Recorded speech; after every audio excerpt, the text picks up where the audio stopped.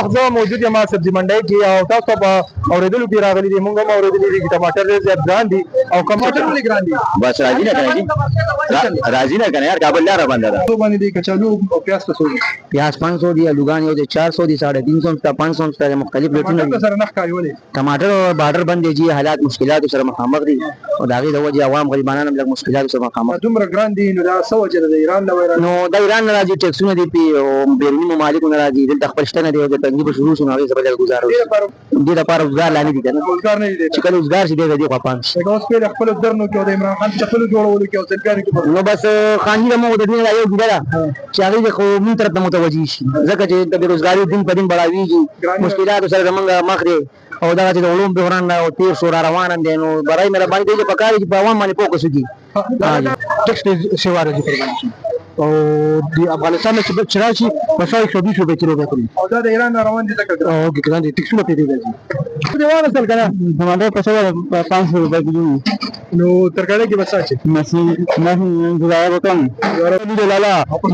ارزان دي ارزان 300 روپے دی لګا سٹور والا کنه نه لګا 400 500 روپے دی لګا اجي دا ولې سبزي نه ګراني دا هوس دی لګا باندې صرف ارزاني دا او ټول اړ شي ګران دي صرف پیاز 500 روپے دی 400 روپے دی افغانستان نه راځي بارډر باندې ریخه دی وسره انګور مرزي الار مرزي سیوال مرزي تاسو په صدر کې څه سره راځي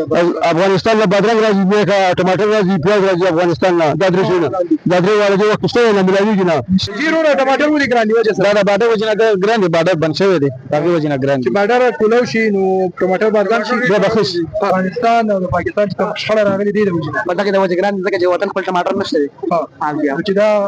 کولو شي لار نو ټماټر بازار او سبزیان ګران دي په دې وخت کې کنه بس سبزی په حال گزاره کوي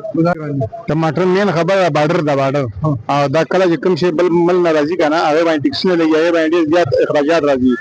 هغه په وجه دا ته موږ وارنه کې موږ خوړی شي دا خوراک نه وتی دي 500 روپے کیلو ټماټر 100 روپے دی دی بای کې وړنه بس 27 28 روپے وړه توړی دا موږ څنګه والو ما سره یو لاله موجود دي سبزی اغستره لاله څه وای بس دې ټیم مارکیټ کې چې کوم دي ټماټر بالکل سونی پر هټ باندې دي او کم از کم 400 نواله 450 پورې دا ریټ چلی دي نو په دا حالات د ملک ساس وړاندې دي او د ډېر سبزیاني نور هغه گزاره کوي کوم ګورو نو حکومت سنجیده نه دي حکومت خو ځکه سنجیده نه دي چې زور صرف عوام ولا دی کنه او زور عوام ولا دی نو بس تکلیف هغه سړي ته چې بچا باندې درد دي کنه نو هغه به د دې خبرونه نه دي خبر چې کوم دی هغه دغه دی چې مطلب هغه د خپل دوام او د هر ضرورت د هر سہولت چې کوم دی هغه خیال وساتي کنه نو خو بد ډېر خبرې داسې دي چې مطلب هغه نه ګورنمنت چې کوم دی هغه بالکل وده دی وسه بالکل ګرانو کتونکو تاسو کتل چې د ضلع انتظامیه چې کم اصل خپل کار دی هغه دا دی چې عوامو له ریلیف ورکړي په خپله ضلع کې ریټونه کنټرول کړي کم خلک چې دي تاجران هغې له سہولیات ورکړي چې عوامو له هغې ښه ریټونه ورکړي هغې د خپل ټول کار پرېښی دی او عوام چې دي هغې نمبایانو ته پرېښودل نمبایان خپله منماني کوي وړه روټۍ چې یو نوڼۍ ته جوړېږي هغه په 30 روپۍ 40 روپۍ او 20 روپۍ مختلف ریټونه 80 ګرام 120 ګرام او 140 ګرام او په 20 روپۍ 40 روپۍ 30 روپۍ خرڅوي هغه کار پرې کړی خو ته کوم وګورو دوی چې کومه ناخوامي شو کړی دي دا غنه ایبو روان دي خلک وایي ته چې وګورو دغه چې کومه ناخوامي ور کړی دا غنه ګران خرڅيږي نو مطلب دا چې څونه